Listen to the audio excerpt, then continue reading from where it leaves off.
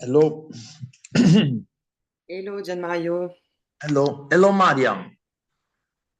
I'm not sure she will have the Connection. camera because of the network, but we'll see. Okay. Yes. I'm here. Hello, Mariam. Hello. How are you? It's good. Fine. And you? I'm alive. That's good news.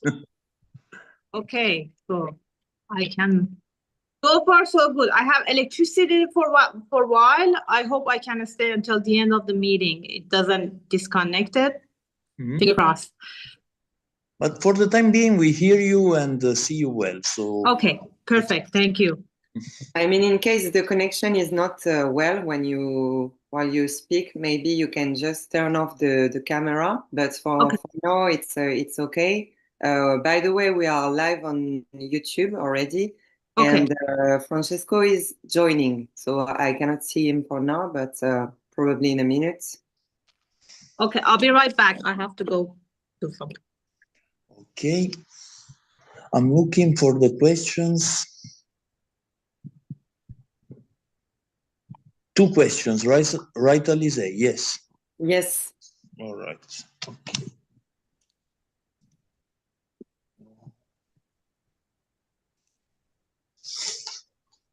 So it's supposed to start in 10 minutes in case. I just want to try this thing because can you allow me to share, please? You can for now? Oh, no, I can. Okay, let's see. So when Francesco talks, he has to show. Can you see the picture? Yes, I guess. Now the thing I want to check is how to.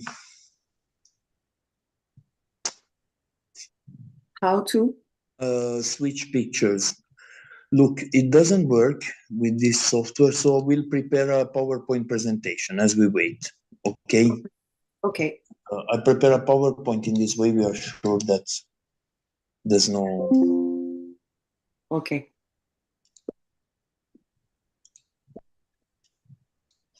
So basically, Mariam, also for you to know, I hope Kit will join us, and then he will introduce the session this time.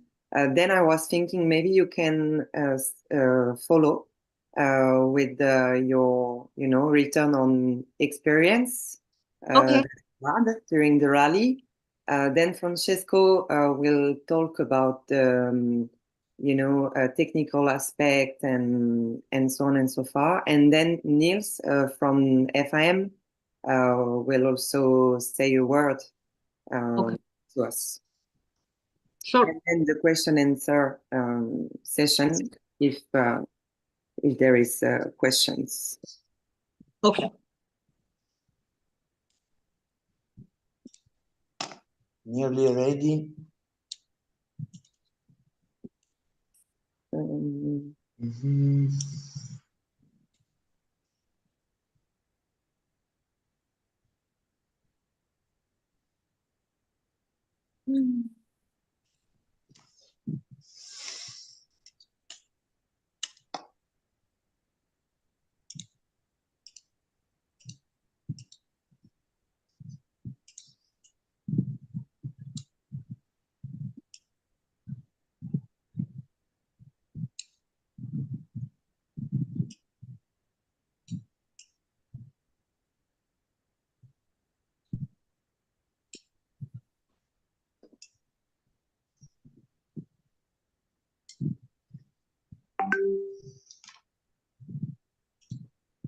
Okay.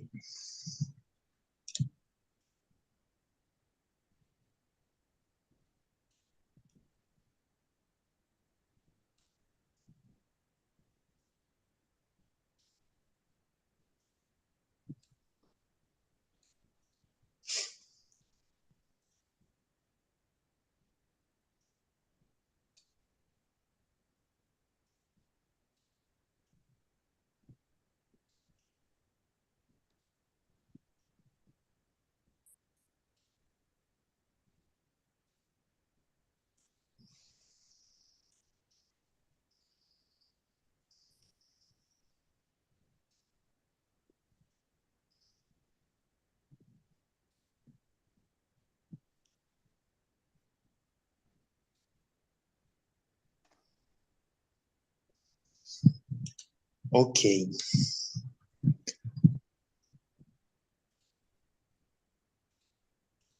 Here I am. Let's see if now it works better.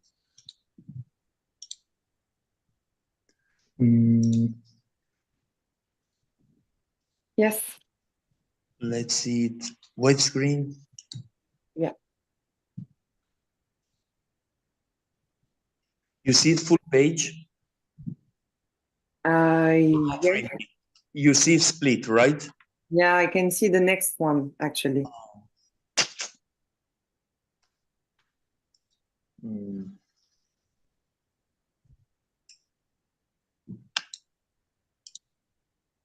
Can you still see it? Yes. Okay. Well, you think it's okay if I do this way? Because if I Of put it course. full screen. No, it's okay, Gian Mario. Leave it as it is. It's okay. Oh, this way. Yeah. It's perfect. This way is perfect. Can you switch? Okay, let me see. You see it well. Yeah. Yeah, perfect. That's perfect. Okay, good. Okay. And it's full screen, by the way. So okay, perfect.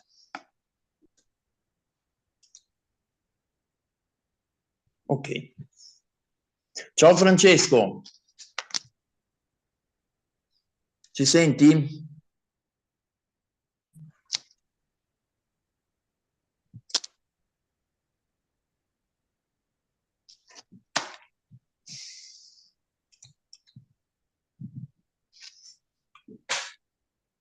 that's probably because we are a bit in advance. I see myself frozen. Can you hear me? Yes. But the screen is frozen, isn't it? No. Yes.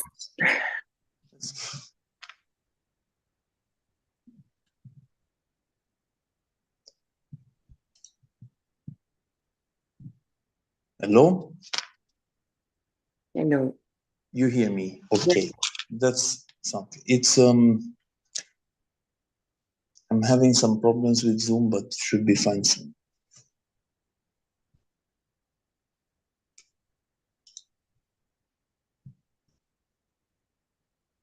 I get out and come back. Okay? Okay. See you. Yes.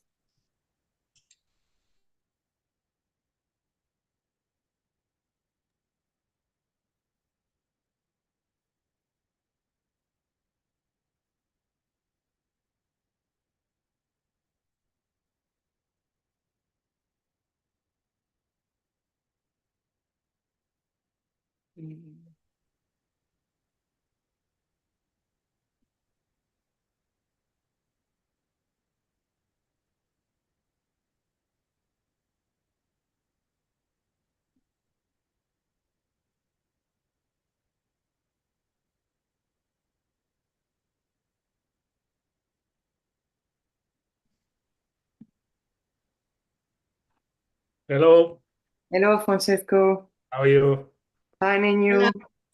I see that you have more light than I do, so Yes. I'm somehow in the shadow.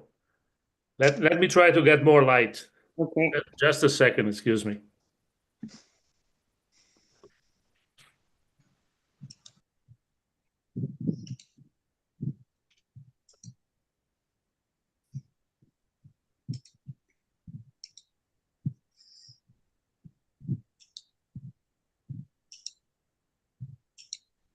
Yeah, a bit better, I think.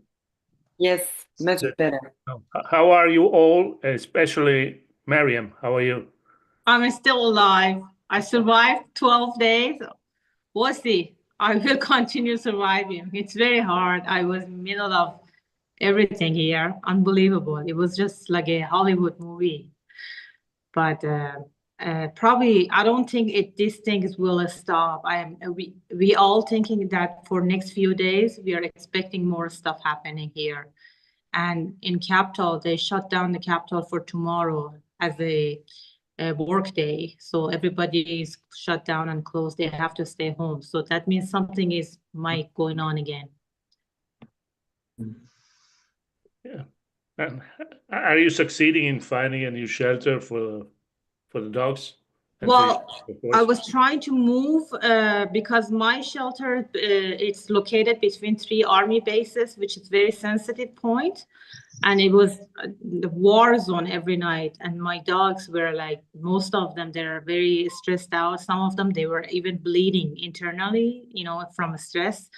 It was very hard for me to move that many dogs to a new place. And it was costly for me. I tried to move them before the situation got harder, but I couldn't because it's just no help. It's just me and no one helping me, you know, and it's very sad. In a situation like that, you just have to sit and wait. Yeah, I understand. It's very tough Yeah. moment. Yeah, and you feel helpless because there's not much you can do. Exactly. We're just waiting to see what is next. And that's one of the problem because it's not like a usual wars that, you know, over time, maybe they're sending new troops. It's something that it surprises you overnight and you don't know what if you are alive in the morning. It's just very bad. And I mean, I have all my glasses glued and staying away from windows and sometimes staying outside the house. I sleep with my dogs in the backyard just in case. I don't know what to do, you know. Mhm. Yeah, it's very sad. And the biggest problem, we were out of internet for a few days and we were out of news. We were disconnected with the whole world. And it's like you become blind. You don't know anything outside your home. What's going on? Who died? Where is the explosion? Nothing. And this is the worst thing. And the internet might gone again sometime soon. I don't know when. Can you get some sleep or is it impossible? Well, 12 nights, to be honest, nothing. The first night I had a sleep, it was last night. So finger crossed I can sleep another night. Hopefully. Okay, Kit normally joined, Niels as well, Malcolm as well. So we have Nice. the whole team there. It's great. Oh, Kit.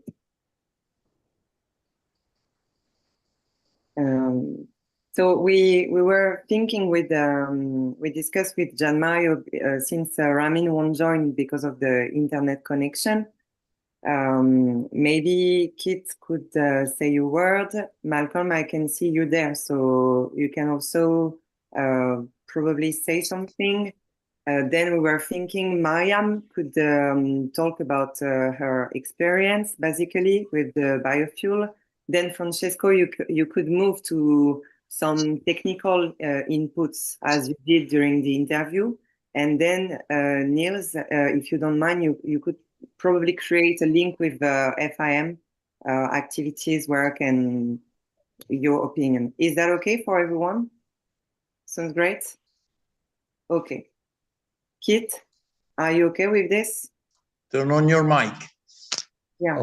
I would be if I'd heard it. Okay. I'm sure you're correct. The answer is yes, whatever it was. Yeah, because you have to speak, so that's why. I mean, I would like you to introduce the session. I'm going to introduce you, Malcolm, and the guest, and then we start with you saying a few words about the event. Then Malcolm, then Mariam, then Francesco, then Niels. Okay. It's time, so maybe we can let people in if everyone is ready. Does look like we're preaching to the converted here, doesn't it? Have we got any external guests? 8, actually. Oh, okay. Yeah.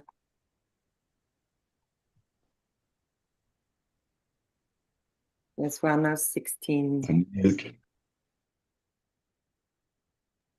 Yeah. Just Either unmute the TV, video, unmute. yeah. Someone else is joining.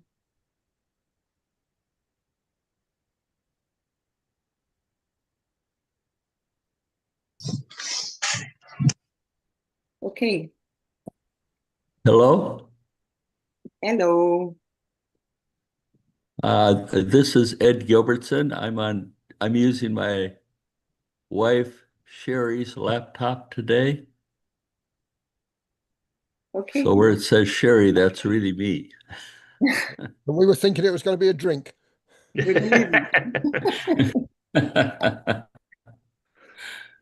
Okay. I think we can start then the session. Welcome everyone. Thanks for joining this 35th chat room. We are about to discuss about the biofuel and real experience in rallies and events.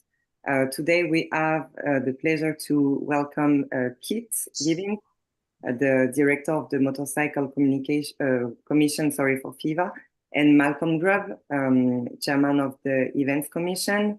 They will do a small introduction, and then we will welcome our guest, Mariam Talae, who did the rally in Italy, the FIVA World Events, FIVA World Motorcycle Events in Italy this year, and used the biofuel during the whole events. Then Francesco from ASI, director of the Green Commission, will also say a word because it was provided by ASI in the Net Zero program. And then we will have Niels from FIM. We will also give us some inputs about his experience in the rally, but not only, also the FIM perspective about the sustainable fuels. Thank you. Kit, please, can you go ahead? Thanks very much, Elise. Thanks everyone for joining. I think this is quite significant from a number of angles that this event was the first time where we've worked in the motorcycle community to use sustainable fuel and worked so closely with our Italian federation, ASI, which are very strong in this area, I think. And on top of that, I'd like to say that Mariam did a fantastic job.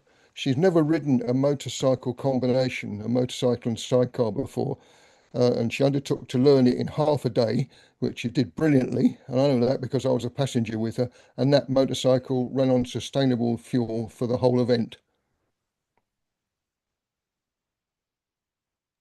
Thank you, Kit. Malcolm, please, can you say a word? Yes, indeed. Hi, everybody. I was able to actually take part in the same rally as Keith and Niels and Mariam, and we had two bikes running on sustainable biofuel. It was a very, very good and straightforward proof to the skeptics that the fuel does actually work. Certainly from the Events Commission perspective, we have been using this fuel in various events, mostly in the UK so far. But I think Le Mans is going to be using it or has already used it in the classics. So yes, it was a very, very good event, got lots of good publicity.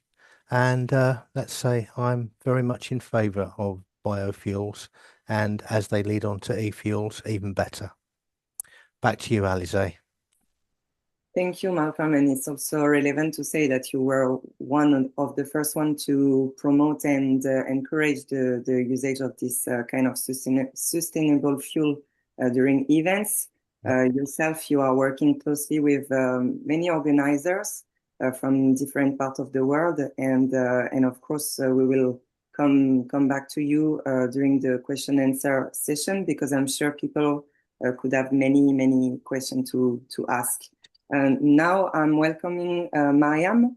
If you are there, I cannot see you for now. Can you turn on your microphone? And please, Mariam, tell us a little bit about your experience during the rally, and yes, whatever you like about this rally. Hi, everyone. It was very nice seeing you all in a rally, as every year that I see you and enjoy riding with you guys. This is one of my pleasure, and this year was especially very it was a great event for me because I was lucky enough to experience the new fuels, which I was very surprised. I was a little bit scared at the beginning because I wasn't familiar what is this fuel does to the classic bike and my vehicle during a rally, and am I able to continue all the way with no technical issues. And gratefully and surprisingly, I was very happy with it, with the result, with the riding, with the feeling of the bike, the light of the riding that I was feeling. And it was no smoke. Even when I had the touch my skin, it didn't smell. I was very surprised. And no mess. And one of the main stuff that I was very happy because of, as I always said, I was very involved with environmental issues, and I was always worried about the stuff that happening around us. I think I'm very grateful that I end up using this biofuels, and I'm going to use it for future. Hopefully, there are more accessible things about this around the world and other countries that we can use, especially in my own country, which we are dying, every one of us, from pollution. And this is one of our main situation in our lives. So looking very forward for future working with biofuels and expanding it to other countries. Thank you, Mariam. Just to remind people, Mariam is from Iran. She's a part of the biggest club there, and she is also involved in FIVA, in the Motorcycle Commission with Keith, who trust the fact that she is a good representative for this kind of events as a woman, but not only, because she's also a rider. If you have any question at the end of the session, of course, you can keep them and we will come back to you.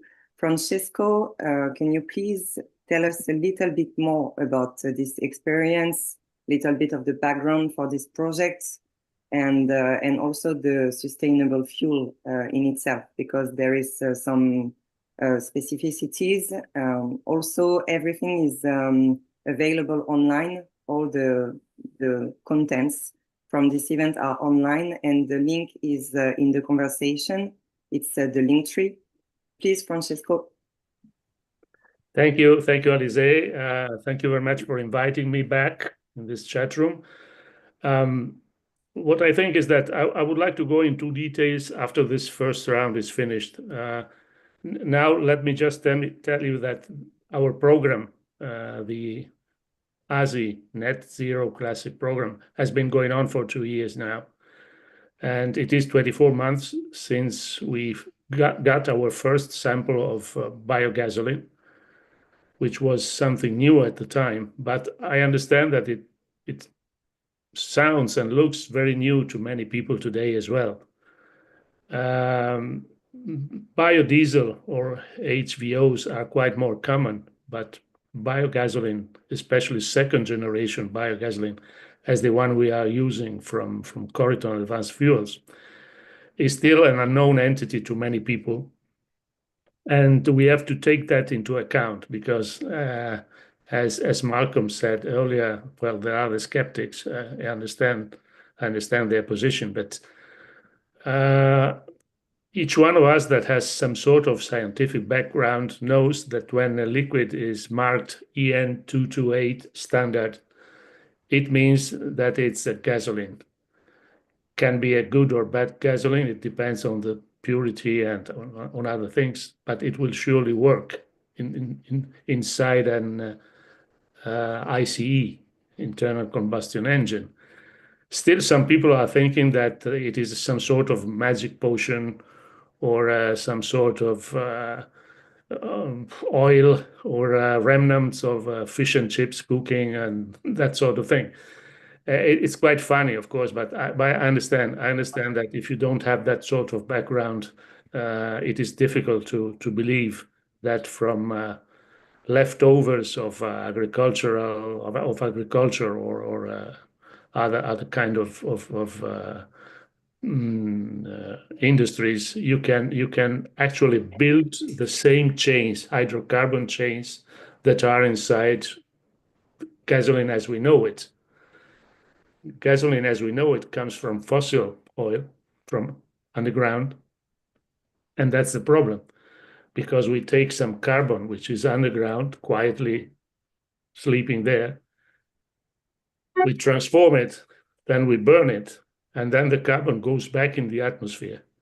And there all sorts of trouble with climate alteration begins. If you take the carbon from plants that have taken the carbon from the atmosphere, the situation is quite different, because the only thing that you are doing is building a cycle. You take the carbon, transform it into gasoline, burn the gasoline, and from the exhaust, the climate altering gases, GHGs, go back in the atmosphere. And there you go. So this is the general principle.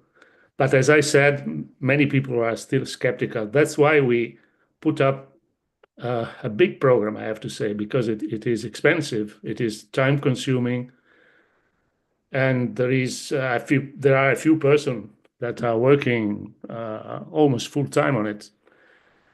But still we have to do it, because if you don't show to the people that everything is working well and you try to convince them a little bit at the time, you don't succeed. So this is what we are doing now. I like the title of this chat room very much, The Real World, because I go very often to conventions or other types of meetings where important people sit. And all I hear sometimes is future tense. Will be, will do, will share, and so on. But biofuel is here today. It is available in enough quantities to provide fuel to all of our vehicles and more. And it is working very well, and this is what we are trying to show to the people. So this is the meaning of the program. Of course, there is more to it. There is the fact that we want to have a certain type of relationship with the politicians. That's why we often bring them along and offer them a drive in the cars and so on. And also, we have contacts with the magazines and the media. And I see that starting from small acorns 2 years ago, now there is more and more interest. That's very, very reassuring. It means that we are working in the right direction. So this is how the program is developing. So what we did in the past 2 years is going to a few of the events that we organize or organized by others, offering some free fuel to interesting cars, just to show that how well they are performing. Then, as some of you already know, we went to the laboratory. We wanted to analyze the fuel to understand what is inside. As I told you, we were sure to find that everything was okay because of the EN 228 standard. But still, we wanted to prove that again and again. So the chemical and physical analysis showed that it is a very pure fuel. The degree of purity is very high. The RON grade is very consistent. So when they say 98 RON, it is 98 RON for each and every sample. While if you take fuel from pumps in the street, you read 98 or 95, and you see all sorts of numbers if you analyze the fuel, from 94 to 97.8 to 96 to 93 sometimes. So this is what you find. Then we took a very interesting car from our collection, which is the Lancia Stratos. We filled the tank with street fuel, so to say, and measured emissions and performance. Then we took out the street fuel, not the street food, but the street fuel, and we put in some biogasoline. We did the same just to compare emissions and performance. And what we found was absolutely reassuring, because performance was, in the worst cases, the same, in the best cases, a little bit better. All of this without requiring any modification to the ignition, to the carburation, to any of the parameters. No, nothing at all. We just poured in the fuel, turned the key, and off we went. So this is what enthusiasts need. They need a fuel which is tailor-made for their requirements. And their requirements include the fact that very often half a tank of fuel is left there for 6 months, 8 months, or 1 year. If the fuel is optimized for a classic car, you will find it very stable.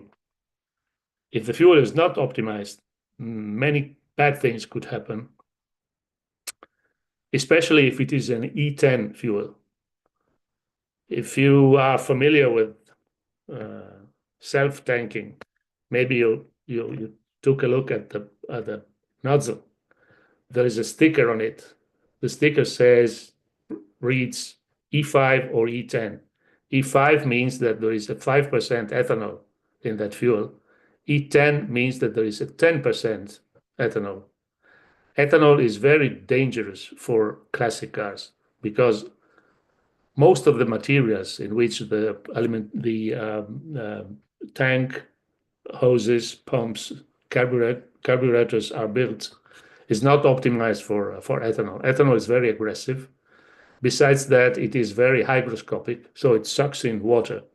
And if you leave water in a tank or in a carburetor or in a pump for 6 months, you understand they will find pitting or all sorts of disasters, to gaskets and so on. So please don't use E10 for a classic car. You can risk with E5, especially if you use it and fill in and use it and fill it. But you have to leave it there. I would really recommend that the special fuel is used. Let me go to a comment that I read a few minutes ago from someone mentioning E85. There's a guy, I can't find it here, but from Sweden, I believe. He drives a Ford T. And he wrote in his comment that he has been trying with E85 and that the car runs very well. Okay. That sort of engine can run on E85. Let me explain. E85 means that fuel is 85% ethanol and 15% fossil fuel. So it can run, and probably it will run well because it is a very slow revving engine, very low compression, and so on. But please, I can't find your name, but take it out. Don't leave it there, because 85% of ethanol left inside your car could completely destroy it. So E85 is something that was invented for Brazil. But there, the engines are optimized for that sort of fuel. And also in the United States, the so-called, I think it's Triflex engines, I think that their name is Triflex, have been developed. And they can work with normal fuel, with E85, and with, I think, methane or something like that. But they are special engine. In a precious classic car, I wouldn't go near E85 as I wouldn't go near E10. So be very careful about that.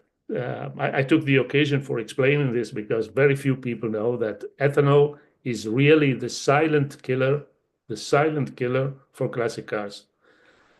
In the fuel we have been testing, there is less than 0.5% of ethanol, less than 0.5%.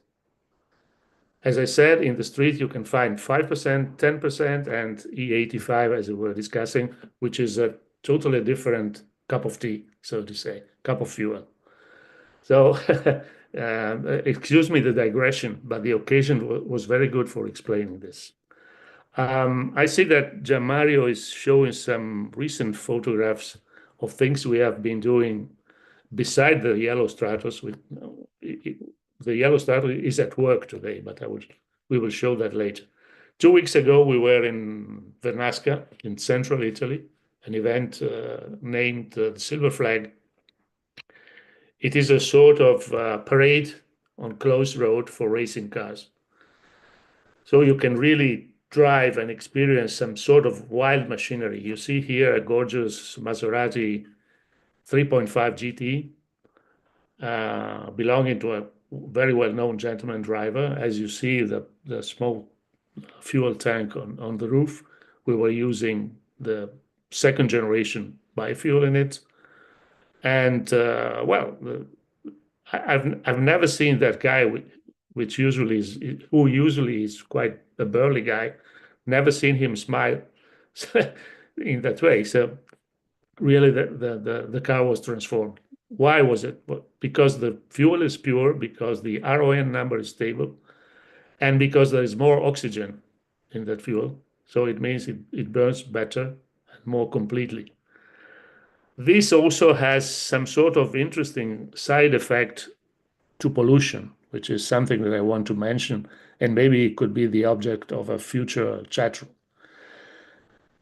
Let me go back for a second. Our problem here by using these biofuels is to fight climate alteration.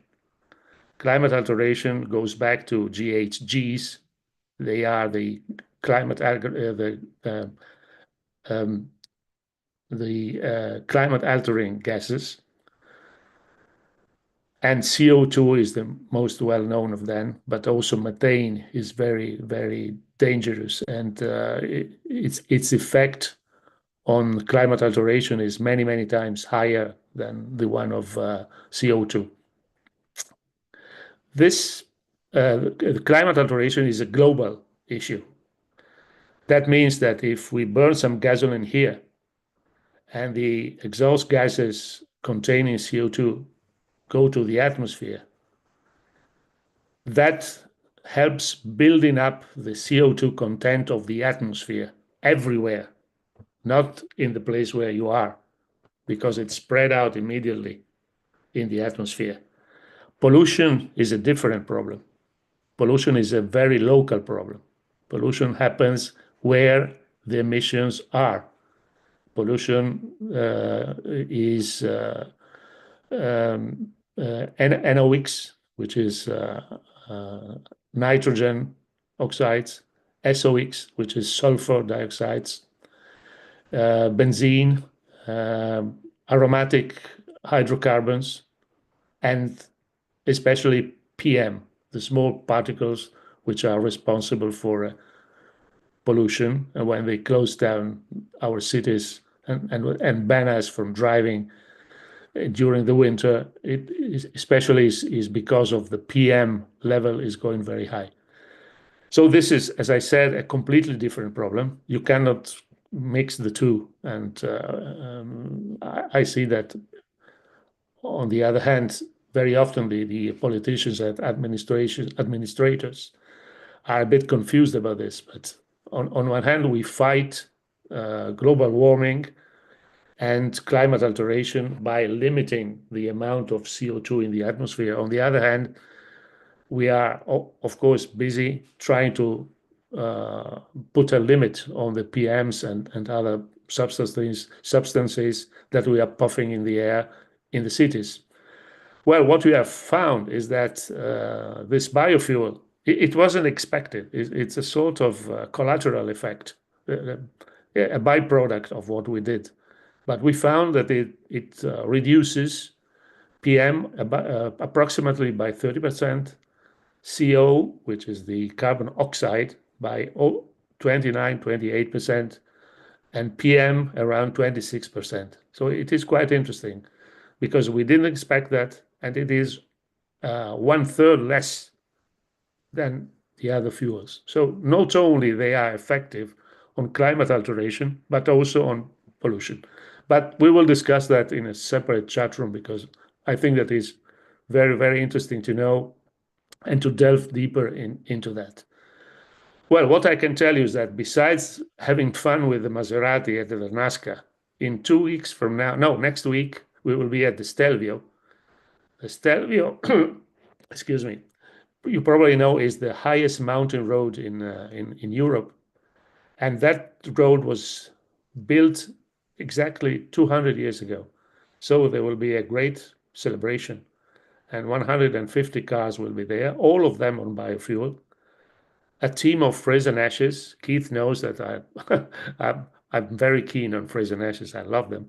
A team of 4 frozen ashes will come from England, all on biofuel, and will participate. This is one of them. This is the TT replica prototype, the first one built.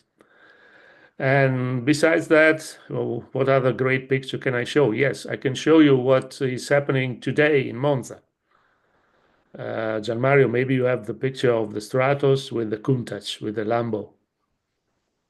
Then the ladies. Well, I'll speak about the ladies later. Here, this is our box in Monza, box number 9 in Autodromo Nazionale di Monza. Today, we have the famous yellow Stratos, and we have a Lamborghini Countach from our collection.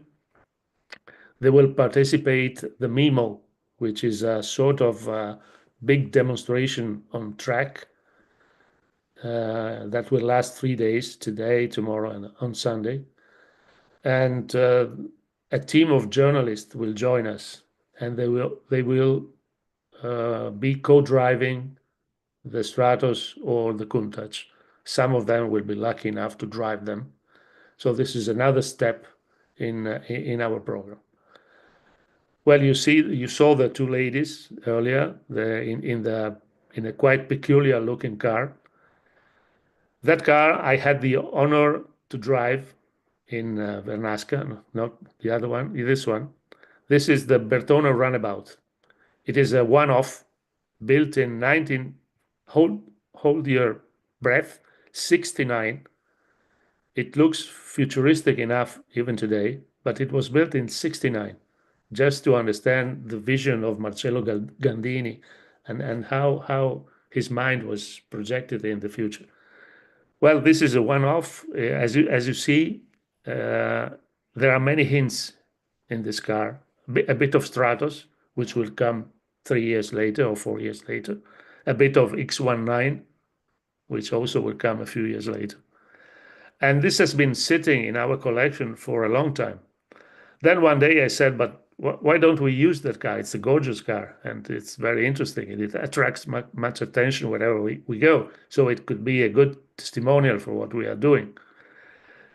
So we used it in the Vernasca Silver Flag. I had the honor to drive this car, which is, I don't know the value. I don't want to know.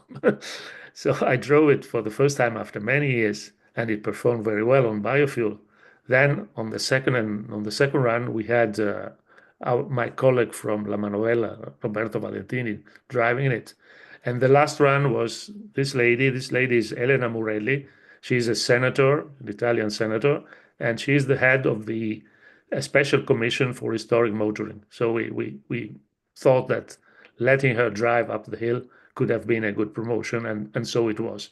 But especially look at that smile, and you see a very happy person in that moment. So this is some, well, just a short sum up of what we have been doing and what we will be doing in next week. But there is more to it. So I'm in contact with Ramin, and probably there will be a few posts coming just to show our activity. And on the other hand, on future occasions, I will be very happy to go deeper into technical aspects. We have to go on 2 directions. On one side, be very scientific minded and technically correct. On the other hand, we need to show to the people what is happening, and so also some glamour is very welcome, because it attracts attention and it helps us convincing the skeptics we were discussing before. All for the moment. Thank you very much. Thank you so much, Francesco. Speaking of smile, I'm gonna call Niels, because I think he will give us his impressions about the FIVA World Motorcycle Rally, because he attended. We were lucky enough to have him with us as a FIM representative. He has a close relationship with the Motorcycle Commission since a while now. You are going to explain that probably. Niels, maybe Kit will also have something to add. Please, Niels, the floor is yours. Thank you, Alice. And yeah, it's been a great pleasure for me to be attending the FIVA World Rally now 2 times. And it's a wonderful event and wonderful people that you are meeting there. This year, of course, the focus was on the biofuel and the alternative energy, and I was happy to learn that it runs so well with your project about this item. And I took the liberty to say also that in FIM there is some work done or is doing some work about making some alternative fuels to use on the racetracks. So listening to you, Francesco, I just said and noted down that really for next year could be an idea. And I'm going to push inside the FIM for them to be going into that, because it could be an idea for us to say that just the quick explanation is, let's say, our main event in the touristic part of FIM is the FIM Rally, which is going to be in Lillehammer, Norway, in 14 days. Is next year, I hope. It's planned to be on a small island south of Athens, an island called Naxos. And in my stupid brain, which Keith would tell is very stupid, I could see that we could make a common project saying that let's have some people both from FIVA and FIM go somewhere from, let's say, North Middle Europe, both of them using alternative fuels. It could be your type, it could maybe also be the type that FIM is working on or their partners. So we could have a couple or whatever of bikes going the whole way up and down on these kind of alternative fuels. In that respect, that could be a common project, and it could be extremely well to show the world around us that, look, we don't have all to go electric, because we can also be nice to the environment by just finding another way or another liquid to put in our tanks. Of course, on the political side, we need also to be careful, because in my country, which is Denmark, we have politicians, they don't even consider internal combustion engines as something for the future.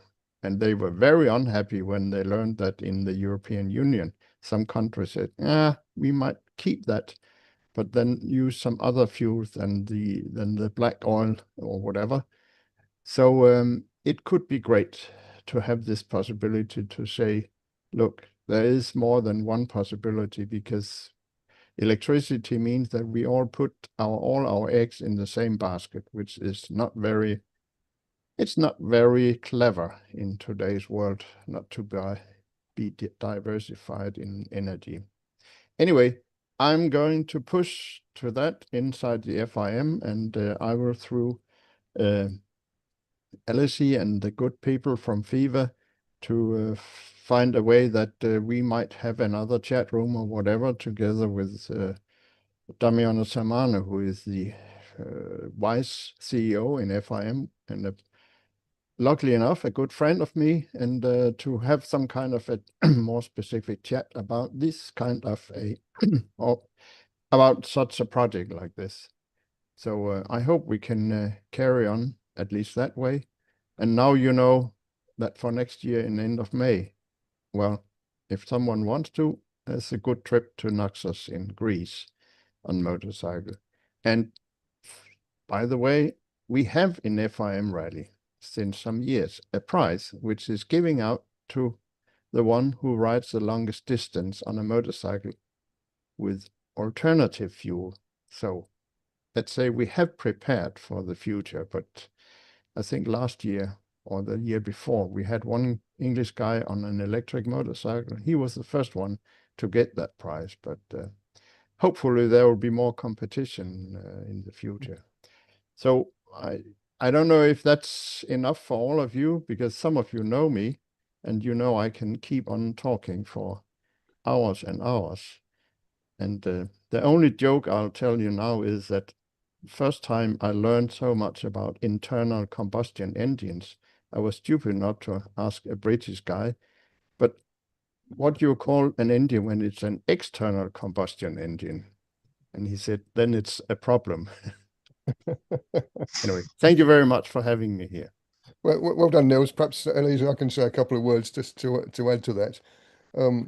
The initials CTL after Niels' name, that's the Touring and Leisure Commission within FIM. Like FIVA, they have a number of commissions, including one which has been going for, I think, over 30 years now, an International Sustainability Commission, which is chaired by Katia Juarez-Dubon. And I've had the honour of sitting in on that on occasions. And the work that they've been doing over that period is very advanced, very good. And I would recommend having a look at the FIM website, and you'll very easily find the current 2024 report by Katia on sustainability from FIM. Well worth a read. A word from me as well. I also was stimulated by what Niels told us before regarding the politicians who raise their eyebrows when they know that we want to keep our ICEs and we love our fuel as we know it, but even if we might find some interesting alternatives to them. I was in a meeting at the Politecnico di Milano last week. It is one of the first 100, it ranks in the first 100 of the world universities. And the meeting was exactly on alternative fuels. Well, they demonstrated me, and I was shocked. They demonstrated me with numbers and solid numbers that putting all the eggs in one basket, as you said, Niels, so having only one solution, the electric engine and batteries, is actually slowing down the energetic conversion instead of making it quicker. If we could today open the doors to different solutions, we would arrive very earlier than 2050 to climate neutrality. So what they are doing is actually, well, can I use that word, is a crime. It is a crime, yes, because by using only ideology, they are making people go blind, completely blind, misinforming them, mystifying things. I have a very strong opinion about that, and I'm also very angry because when you see numbers and which cannot be discussed because they are true, you understand how mischievous some of them have been in bringing us to this situation, which is actually killing the motor car industry in Europe. I also have an idea that what we are doing, all the data that we are slowly collecting, could be the basis for a class action. Because if those people succeed in destroying, on one side, the motor car industry, on the other side, a very important heritage, which is our cars and our motorbikes, or they ban us from using them, deprive them from the dignity of movement, which is something they were designed for. Well, this is a big damage, and someone could be called to answer for that, to be responsible for that. So in my mind, I have that sort of class action, which could rely on the solid data that we are slowly amassing and all the scientists that are on our side, which are not used to talking, excuse me, bullshit, but only scientific data and facts.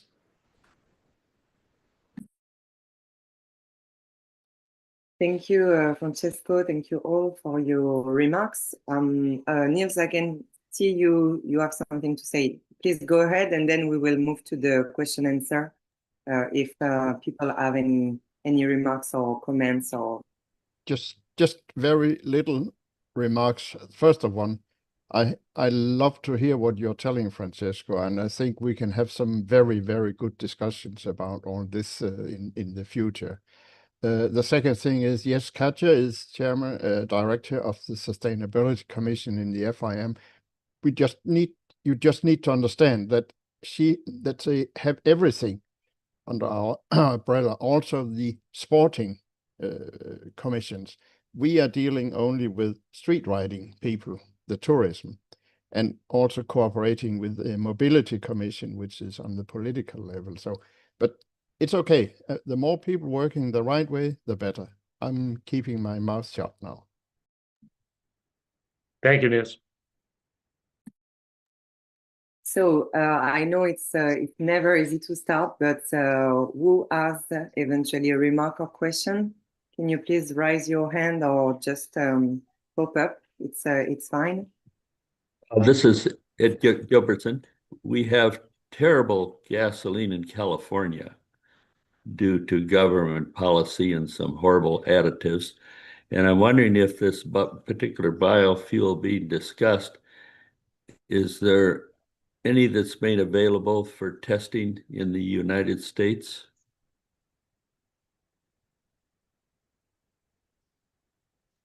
I'm not sure about it, but I will be in contact with the company who provides our fuel, and I will ask them. I'm sure that there are plans, but I'm not so sure that the fuel is available. In any case, it can be transported somehow. Yeah. So you can do, Yes. and you can see how good or bad it is. You can do your tests and your. I will ask the guys the guys at Corriton, Advanced Fuels. I would like to ask Malcolm maybe. Well, the reports are very good, and of course you've had great success trialing this particular fuel, and no, we really need it in the United States, as some of you said, it's sorely needed in other countries also. Yeah. What you have is that something similar to the E85 I was discussing before, because of those triflex engines that were developed in the US. So I understand the problem. It's a few years that I don't go to California, but I've been there quite regularly in the past, and I know what you mean. Yeah. Can I come in on the back of that, please? Of course, Malcolm. I'll take that as a yes. Yes, and please, yeah. you have a question in the chat from Roger. If you can also take this one after, because it's related with the events commission. Okay, a couple of points. Firstly, Francesco, that was a superb explanation you gave earlier on. I've got a scientific background as well, so I'm on the same page as you. I like facts and figures. And just to embellish what you've said, in the UK, we've run cars older than 1904 on the London to Brighton run on this old fuel. We've done races at Goodwood. We have done Le Mans Classics last year when I was there with Alizé. The Bentley race, there were 70 Bentleys, I think, and one of them wanted to use e-fuel on the actual race, and he was banned from doing it because it would have given him an advantage, because the fuel is actually more energy dense, as Francesco has mentioned, and he would have had a performance advantage over the others. So that bridge has now been crossed, and we can use e-fuels or biofuels on racing, and it's becoming very commonplace. I will just say it's very easy to deliver within Europe in a container. You can have sort of 500, 1,000 litres delivered on the back of a truck. On a motor racing circuit, that's great because you're not going very far away from the supply. On a rally, car rally, long distance rally, it's much more complicated because you've got to have the fuel transported in smaller quantities along the route. But that is actually happening. We are running stage rallies now, certainly in the UK, using sustainable fuel for the whole event. Not for every vehicle, but for certain vehicles that can use the fuel. And we're using exactly the same fuel from Corriton. It's been sold in the UK, in France, and obviously in Italy it's available. I'm not sure about Denmark, sorry, not Denmark. I'm not sure about Germany at the moment because they were using a P1 fuel that was developed by Porsche, which was an e-fuel from their trials in Chile. So the fuel does exist. And coming back to Ed's point, we certainly would love to work with you guys to try and see if we can get the fuel. There's no reason it couldn't be made in America anyway. It's not rocket science, dare I say. It's known how to make it. You just need the biomass at the moment to be available in the quantity you need. Other things, just to, again, a bit more detail on here, you can get different octane levels of this fuel. So you can use it for road use, motorbike use. You can use it for racing use. It's a higher octane. There are three categories available that I'm aware of. It's also been used by the VSCC, Vintage Sports Car Club. They're using that now on their events. And as Francesco's mentioned, Tim and his team of Fraser Nashes will be at the Stelvio next week. I wish I was going to be there as well, but I can't. But yeah, that should be stunning to see those cars running on the e-fuel as well. It works. And the other thing that I will say is the drop-in fuel, which means you can have normal fuel in your tank, and then you can just add the e-fuel to it. And if you can't get e-fuel, you can put normal fuel back in. You can mix and match basically, which gives you a lot of flexibility. I think, what else can I say? Yeah, I think the problem really is scalability. The demand is there.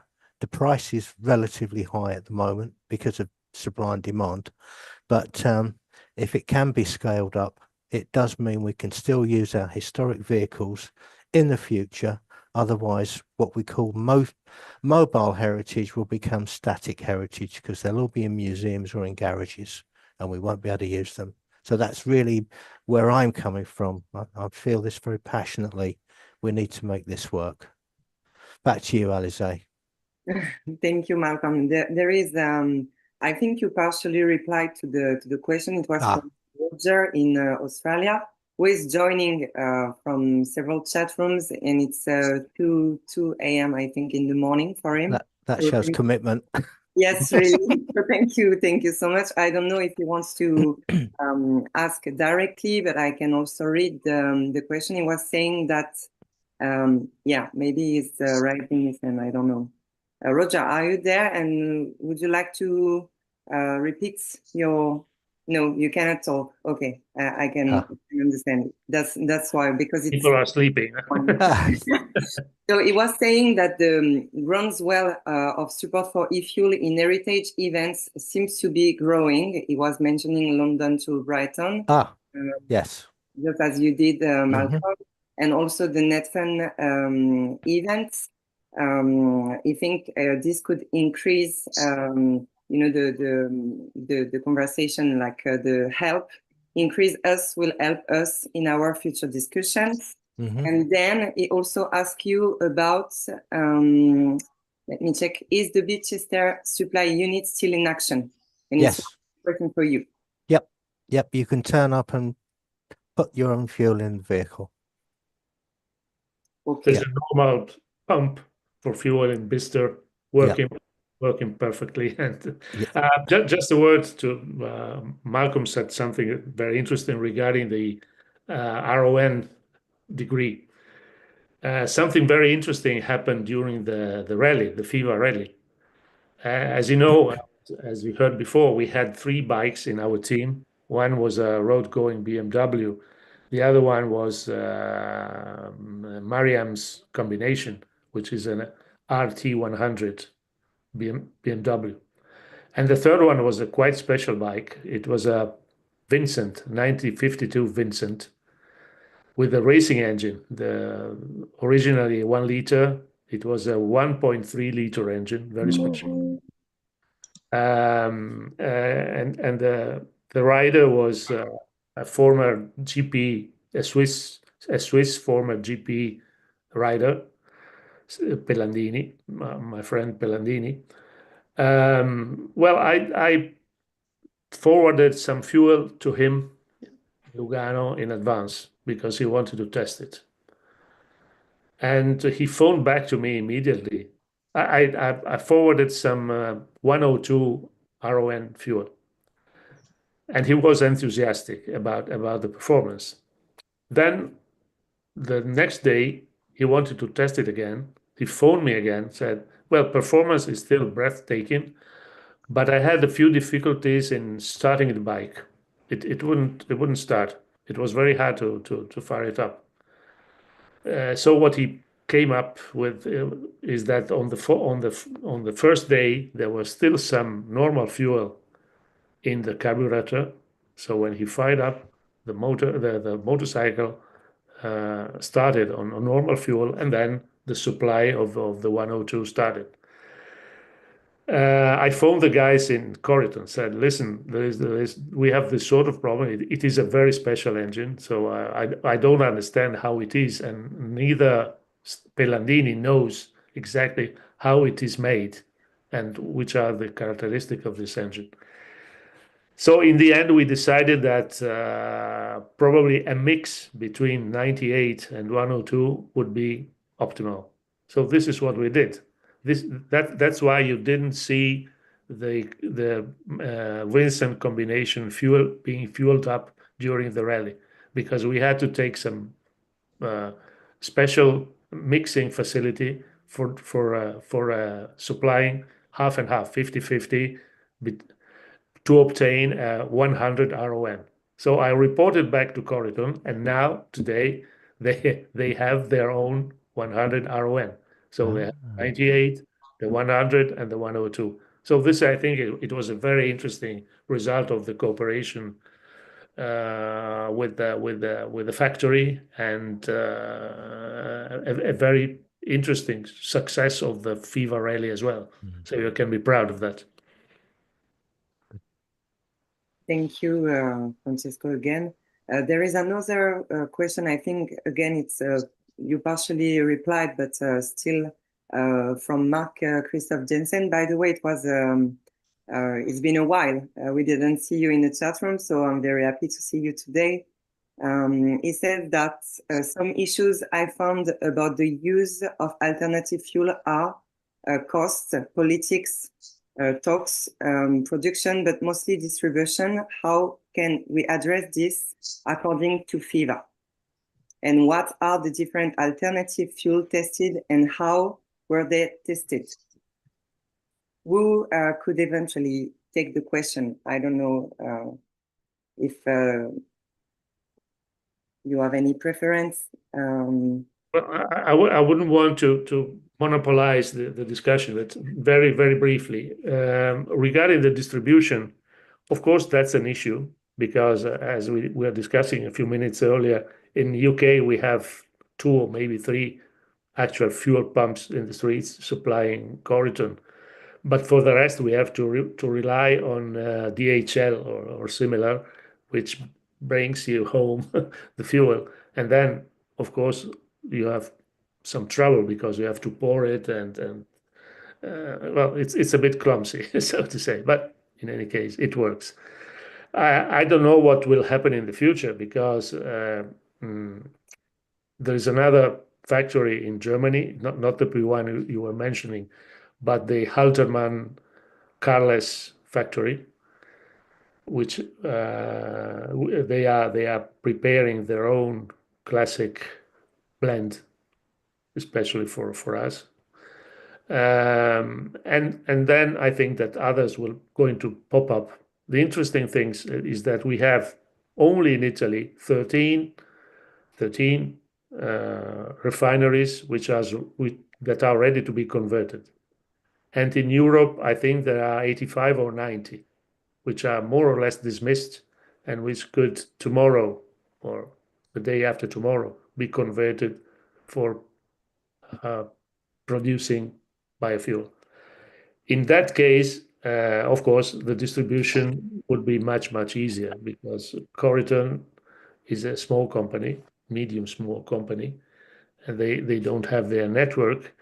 And Haltermann Carless in Germany, same thing. But the day that the big players enter the game, of course, the distribution will be easier. For the moment, we have to suffer. So, as Malcolm said, a container could be easily shipped to the racing track, but for rallies and for normal use, it is not so easy. It can be done. It can be done. But well, there are difficulties. The second question, Alizé helped me, was how many other fuels are being tested? Yeah, what are the different alternative fuels tested and how were they tested? Okay, regarding second generation biofuels, I underline second generation because the first generation of fuels was no good. Not because it did not work, but because from a sustainability point of view, it was a joke. You had to consume huge amounts of space for putting the plants and then cut the plants. With what you received, you have to transform it into fuel. But that sort of feedstock, so to say, was also good for people to eat. So you were actually subtracting food for making fuel, which is, from a sustainability science point of view, an ugly thing to do. That was the first generation. So let's forget about that. But it gave biofuels a bad name, which still today survives. The second generation, of course, is made from feedstock, which is absolutely useless for human alimentation, but also for animals. You can do nothing with that. You have to bury it. But making fuel is much more interesting. So this is the second generation. And this is what we have been testing. As I said, there are competitors of Corriton, especially this German Haltermann Carless company, and more will pop up in the near future.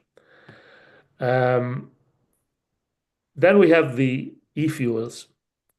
E-fuels are real and are here with us as well, but they are not freely available to be bought on the market. I had this confirmed in the same meeting last week at the Politecnico. For some reason, they are confined for testing for car maker testing and for competition, for motor racing. I've been trying to put my hands on a sample, but I was unable to do that. Also, some of our consultants were not able to. And so the only thing that comes to my mind is to enter some race where they supply biofuel and to steal some of it from the tanks and bring it to Italy for testing. But of course, I'm joking. Aramco is very active on this front. They did a publicity stunt last week in Mulhouse at the Bugatti Museum. They invited journalists and other authorities for the first start of the Bugatti Royale, one of the surviving Bugatti Royales after restoration. And it was started on biofuel. Two of my colleagues were there, but of course, they were unable to bring me 1 liter of that fuel. So it's still an unknown entity, but we know that it performs well because the Paris-Dakar has been won on e-fuel, other races as well, and Formula One is widely testing with e-fuels.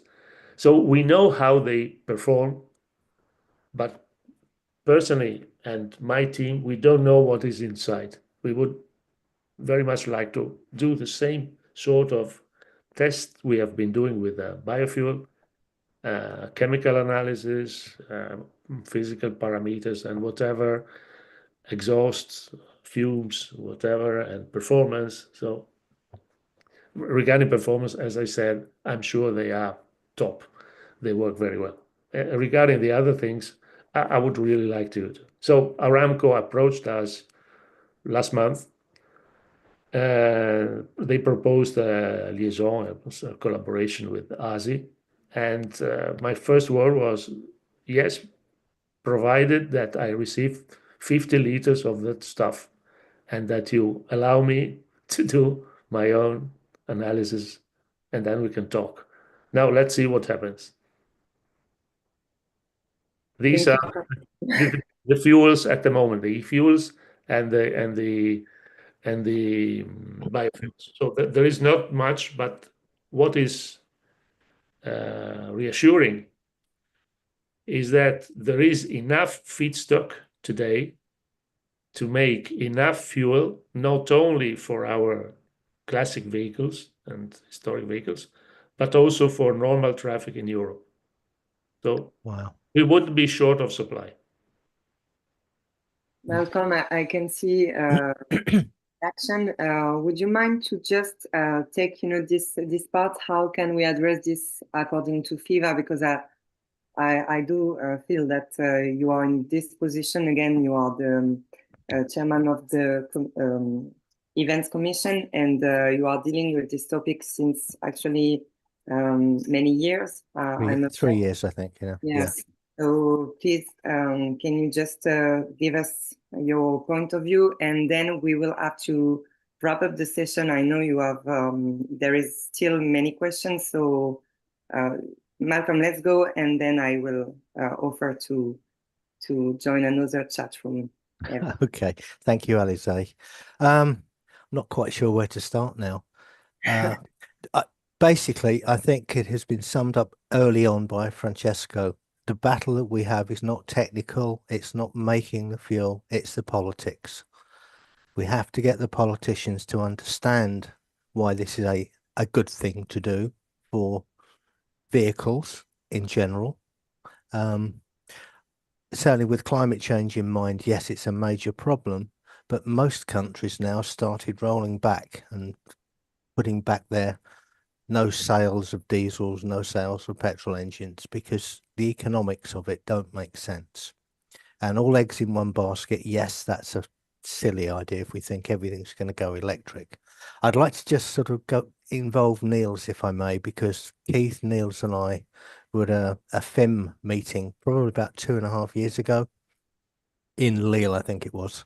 And what FIM had done then, and they announced it then, was formed a working party with Aramco, BP, Shell, and various other ELF companies to actually look at biofuels and e-fuels and how they would work together to actually introduce that onto the motorcycle racing circuit. I haven't heard anything since then, so I don't know if Niels has any progress to report on that, or if you're not even involved, Niels.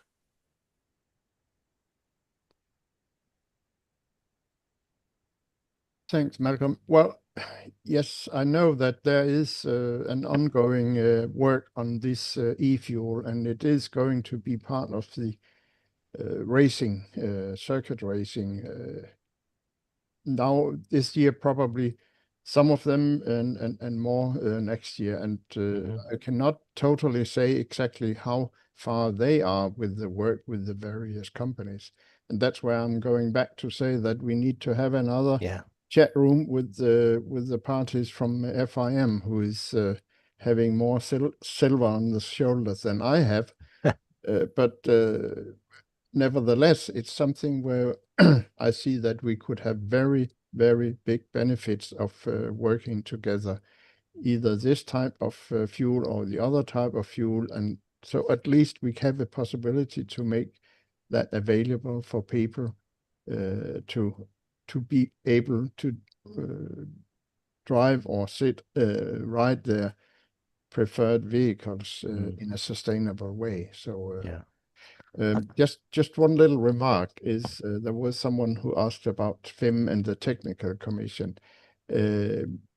Again, and also the American, the US. I mean, I'm happy to be facilitating contacts with the various parties that you could have benefits of talking with both the American member of the FIM with the AMA.